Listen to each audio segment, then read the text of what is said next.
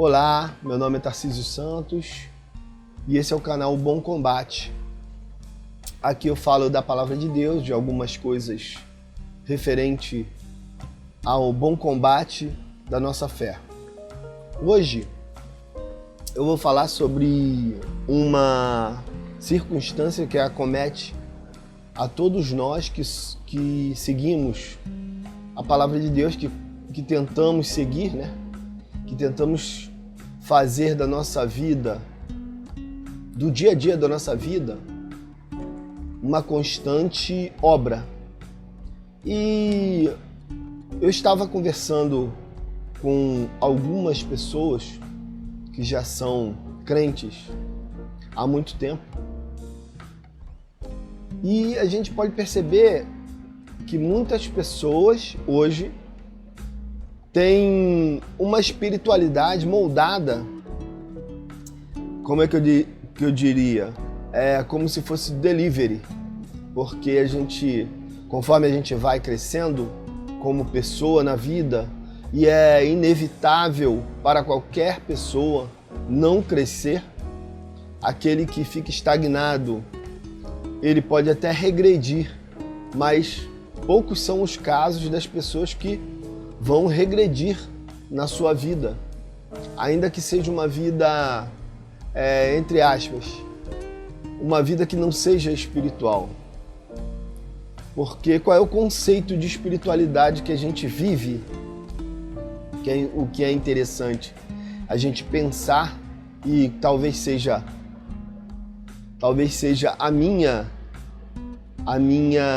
o meu dilema de hoje, falar sobre o que é a vida cristã, o que eu percebo enquanto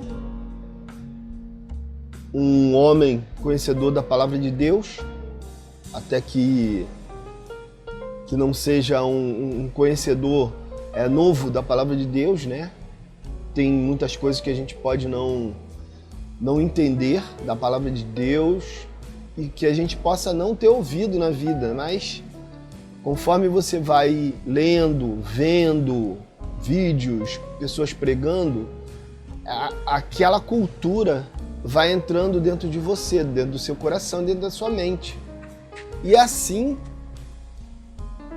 também a filosofia. A filosofia de vida que algumas pessoas vivem também é assim. É o aprendizado diário. Então vamos ao fato.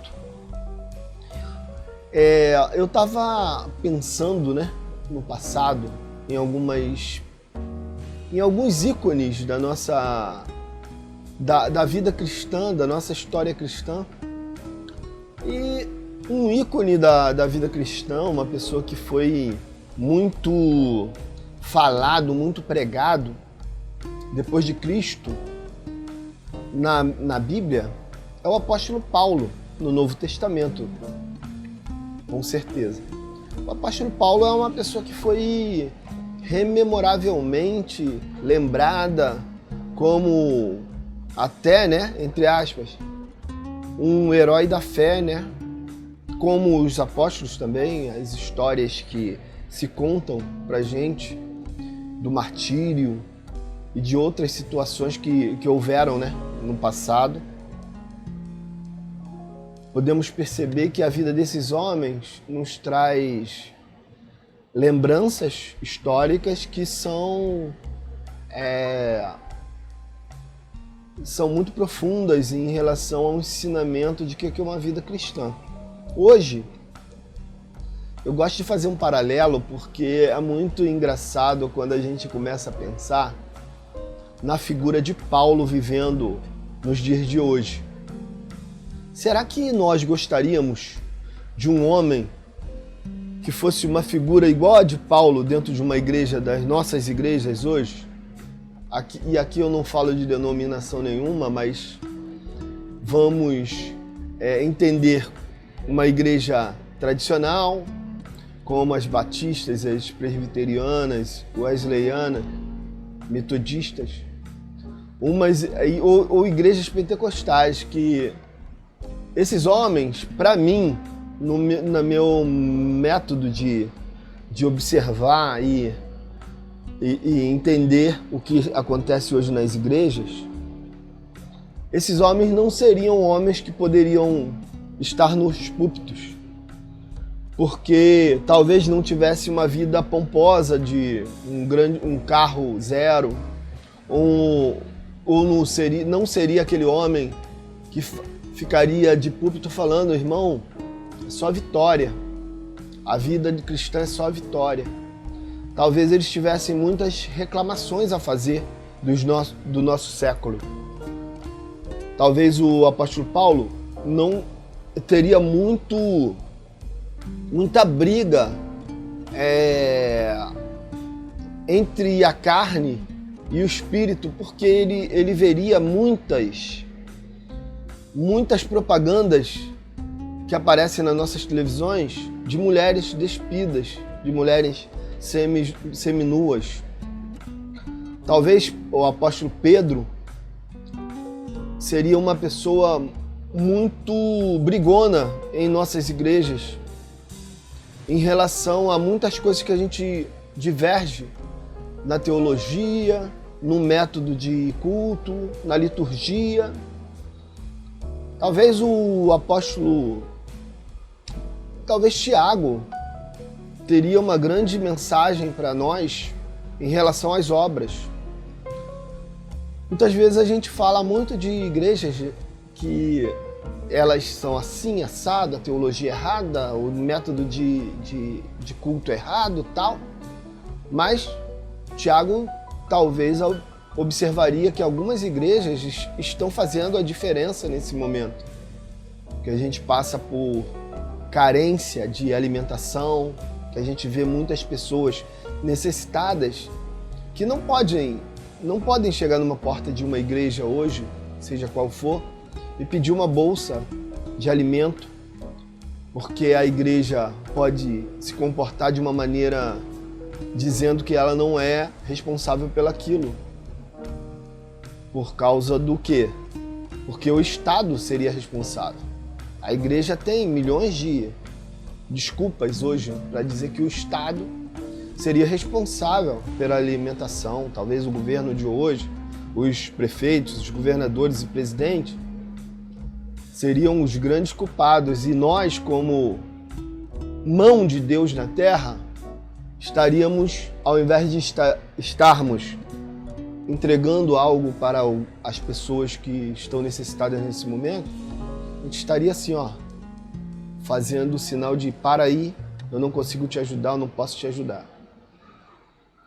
E o meu dilema, o dilema que eu estava pensando em abordar, acabei até falando numa coisa até mais profunda, era que você hoje, de repente, olha para a figura do apóstolo Paulo e pense que ele era muito diferente de você, que ele era um homem acima de qualquer coisa de hoje em dia. Eu costumo pensar que aquelas pessoas, talvez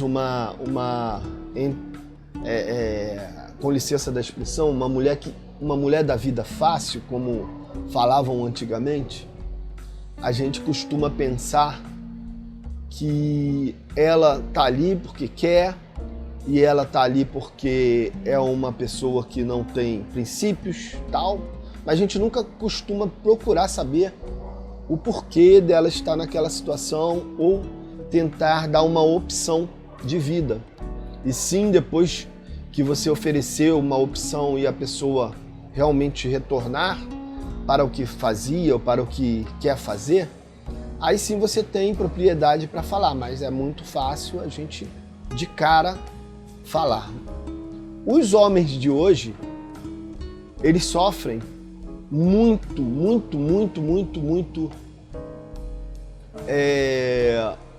com o que o mundo hoje oferece pra gente. Antigamente, na época de Paulo, eram poucos as literaturas que existiam e para muito poucas pessoas. Hoje, se você vai falar sobre um assunto teológico, você tem milhões de artigos para você ler e para você até ver um tipo de pensamento e outro tipo de pensamento para que você chegue à conclusão de algo. Naquela época não existia. E naquela época também não existia TV, não existia celular, não existiam fontes para que você pudesse, entre aspas, pecar mais, afundar o pé na jaca, como a gente gosta de falar. Eu acho, dentro da minha percepção, que todos nós temos diante de Deus as mesmas situações que Deus dá para que você cresça na fé. Deus ele não tem, existe até teologia que é herética, que diz que alguns serão salvos e outros não. Em relação, ou melhor dizendo, alguns estarão num tipo de salvação acima da média e outros serão salvos e estarão num degrau abaixo e outros mais abaixo ainda. Isso daí para mim é o mesmo regime de casta que existiu no passado. Eu acredito que Deus, quando olha para nós, olha para mim, olha para o Tiago, olha para Abraão, ele tem uma missão para cada um de nós. E dentro do que ele criou para você de missão, dentro do que ele colocou na sua vida, a missão que ele tem para você, você pode muito bem se desviar dessa missão, assim como Jonas tentou fazer, mas em algum momento você vai voltar e vai concluir a obra que Deus colocou para que você fizesse. Quando você entra, começa a ouvir a voz de Deus e percebe, abre seu coração e sua mente para entrar dentro do que Deus colocou na sua vida, aí começa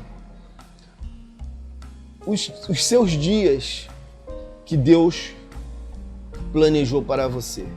É aí que está o seu dia, os seus dias escritos no livro da vida. É aí que você começa a ser um homem segundo o coração de Deus e andando no Espírito Santo.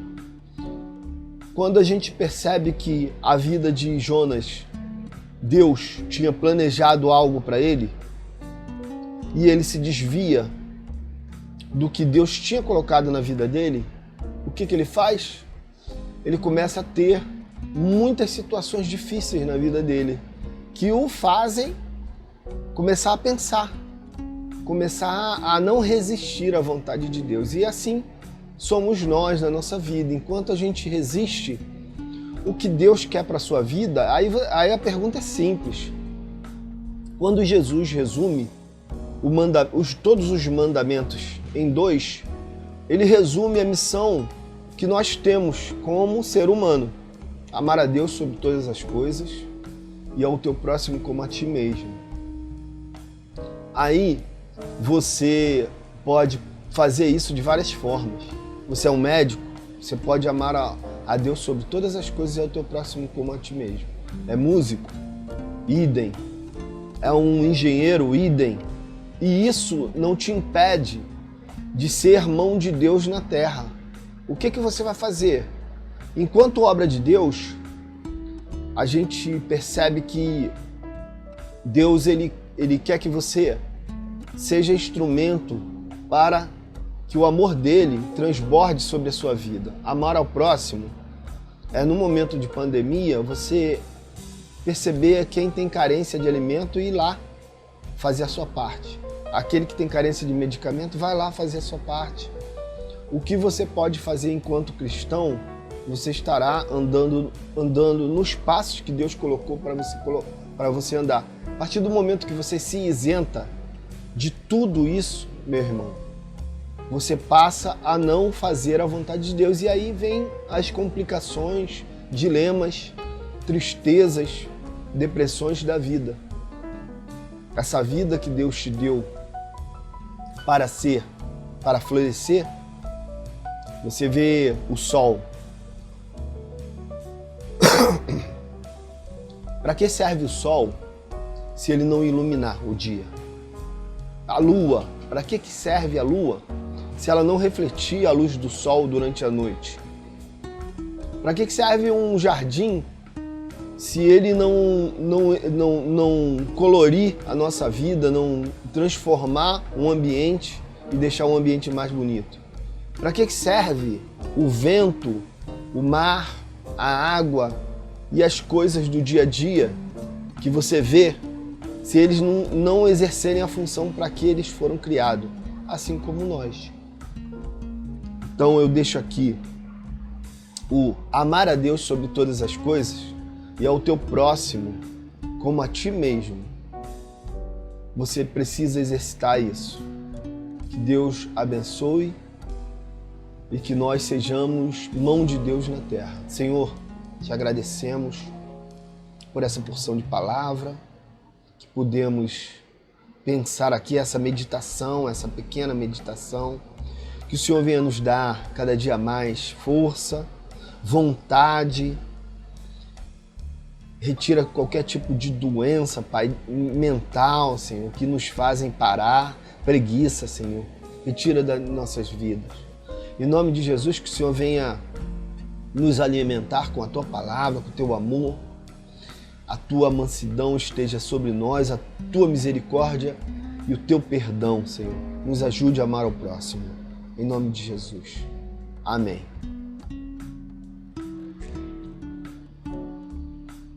Meu irmão, não deixa de curtir esse vídeo e compartilhar. Que Deus te abençoe. E assine o canal O Bom Combate. Amém.